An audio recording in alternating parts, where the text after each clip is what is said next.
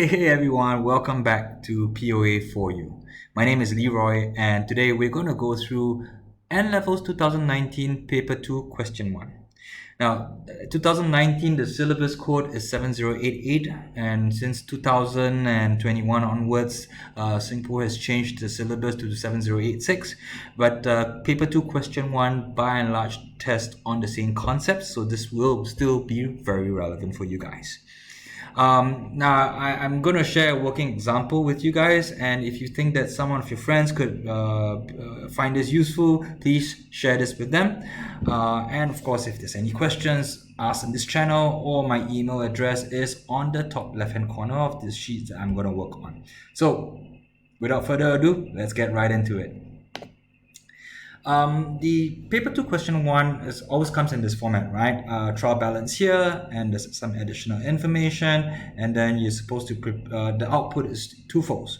A is income statement, or in current syllabus or syllabus from 2021 onwards, 7086, it's called statement of financial performance, and the balance sheet is also called now the statement of financial position. So before we attempt to do this question, I would urge you guys to do 3 basic steps, and that would help you populate your part A and part B of the question seamlessly. So let's look at what those 3 steps are. Now, the first step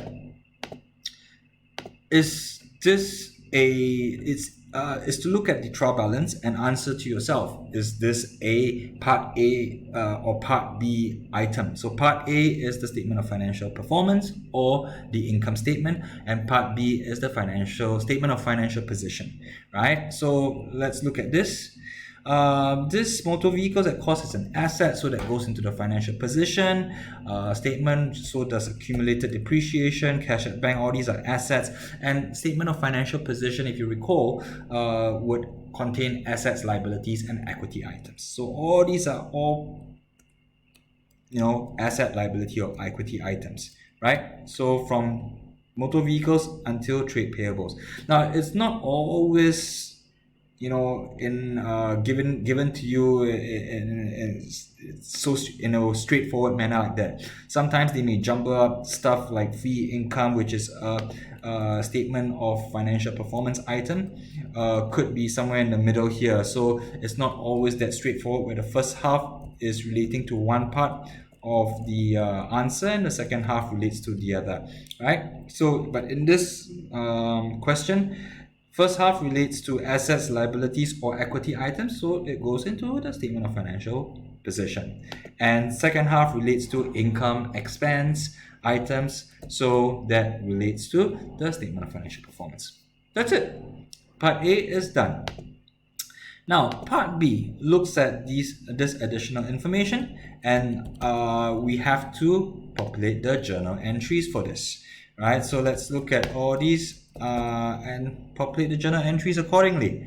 Motor vehicle repair invoice of 470 was owing. So on top, what they're saying is, on top of this motor vehicle expense, there has been additional expenses that were still owing that was not recorded here. So an expense is debit in nature. So if you want to increase the expense here, because you still have 470 on top of this 2,100, then you debit motor vehicle expenses. And because it's owing, so a liability is crystallized, and liabilities are credit in nature. You recognize a liability, you increase the liability to, and you call it motor vehicle expense payable. I'm using some abbreviations here just to make it faster for everybody. 470, right? So that's the first journal entry. Part 2, insurance was prepaid 180. So insurance of 5,600, of this amount, 180 was included in here, and it's prepayment for next financial period. So a prepayment is an asset, and when we recognize an asset, we would debit an asset, right? Because assets are debit in nature. So we debit prepaid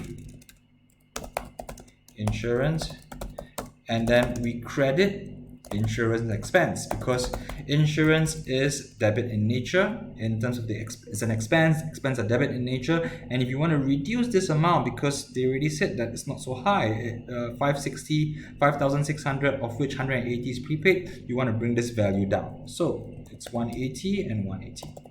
Okay. Then our fixed drawings of 21,000 were included in wages and salaries. So wages and salaries 52,000, 21,000 was actually drawings. So first question, do we want to bring the wages and salaries balance up or down? Down, because it's not 52, it's not so much, it's not 52,000, it's 21,000 less, because 21,000 that's included in here incorrectly actually relates to drawings. So when we want to bring an expense down, we credit it, because expenses are debit in nature. So credit wages and salaries 21,815. And what do we debit? Does this keyword here drawings? So we debit drawings because we are recognizing a new drawings balance, and drawings are debit in nature. So we would put this like that. Okay. Then motor vehicles to be depreciated 20% using reducing method balance, right? Reducing balance methods rather. So motor vehicles depreciation has a standard journal entry. You always debit depreciation expense, and in this case it's motor vehicle, and you credit accumulated depreciation motor vehicle. And how much do we do? 20% times. Now, reducing method balance, you would multiply by the net book value. And what is the net book value of an asset? Is the cost of the asset, in this case is 18,800, less the accumulated depreciation at the beginning of the period, which is 4,400. So with this formula, I will hit enter, and that is the number that will be charged to depreciation for this adjustment. The next one, fixtures and fittings, 10% using straight line method depreciation. So it's the same journal entry. I'm going to change this to F&F. I'm going to change this to F&F. And how much is this? 10% multiplied by the straight line method is simply multiplied by the cost. And the cost is 5,900. Right? So that's it. Okay, so that's step 2. Now, what's step 3? Step 3, having done this will impact the balances for some of these items in the trial balance. And you would find that there are some new accounts that have been created as a result of these journal entries as well. So step 3 is to make sure that we update the balances when they need updating, or mark the new accounts that we have created as a result of these journal entries. So let me show you how this is done. So you look at the journal entries and say, okay, debit motor vehicle expense. You have a motor vehicle expense here, and if you debit, you are adding, right? 470. So this is the new balance.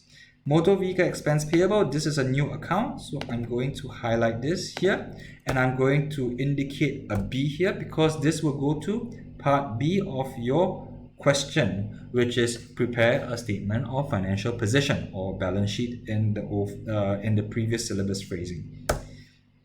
Next journal entry, prepaid insurance. That's a new item. It's not in the trial balance before. So I'm going to highlight this, and I'm going to put part B as well, because prepaid insurance is an asset, and that goes into the statement of financial position.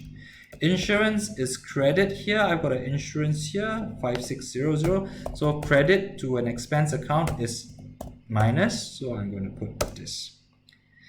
Drawings is a new item because I don't see this in the original trial balance. So I'm going to put a highlight here, and I'm going to put B going into the statement of financial position. And then wages and salaries is existing item, so I'm going to call it out. It's a credit, so I'm going to 52,115, which is the original. I'm going to minus 21,815 because it's a credit to this account. So credit reduces an expense account.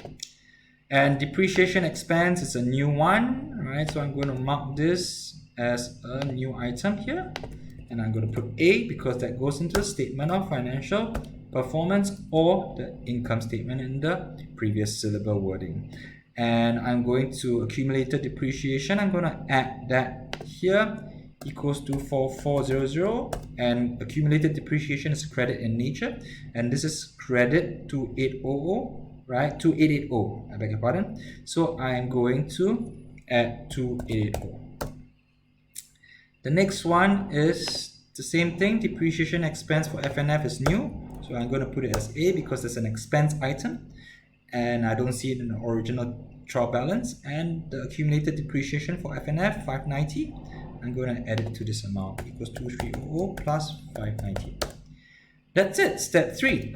So with these 3 steps, it will enable you to start preparing part A and part B of the question, and I will cover that in the next installment of this video, so go look out for that. Right? If you like this video, put a thumbs up and subscribe to this channel, because anytime I've got new questions, I will post this and you could benefit from that. And if you have a question that you want me to try, please send them to me. Reach me at the channel, or my email address is on the top left hand corner, poa4u@gmail.com.